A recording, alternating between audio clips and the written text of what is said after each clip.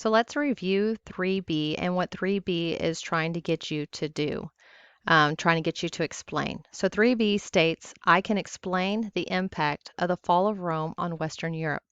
So under the standards, you should be able to explain what impact the fall of Rome had on Western Europe.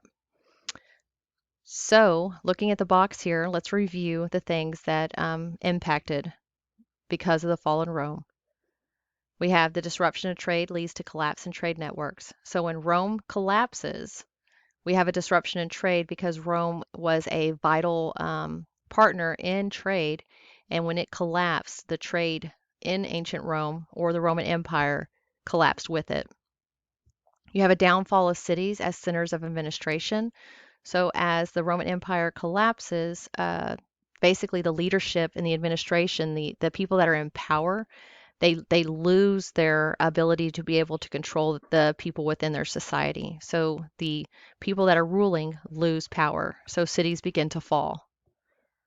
You have a shift of rural populations as cities destroyed and deserted. So people are living more closely in cities in more of an urban area. And as the cities begin to fall, people begin to shift back to rural populations, which are farming populations. So you get a shift back from urban to rural areas. You have a decline in learning. So because of those ancient Greek philosophers and education being so important, when the Roman Empire actually collapses, the philosophers, there's a decline in learning and a decline in education because basically everything is kind of chaotic at the moment. You have a loss of a common language. So people that were all living in a central area or central city, they begin to branch off and go to the rural populations, and so languages and dialects begin to change. So you get a loss of a common language. And then you have a change in the concept of government. So when Rome falls and it was so powerful and the leaders cannot control society anymore, you basically have a change in the concept. What is government actually able to do and what are they actually able to maintain? So people start to kind of look at government and question whether it is something that is good. So let's look at what question is tied to 3B. On your test, it was question 18, and it states a decline of learning, a downfall of cities as centers of administration, disruption of trade networks, a change of concept of government from written laws to unwritten laws. The events featured in the box above were the result of which of the following? A, the impact of the River Valley civilizations. B, an impact of the fall of Rome on Western Europe. C, an impact of Alexander the Great.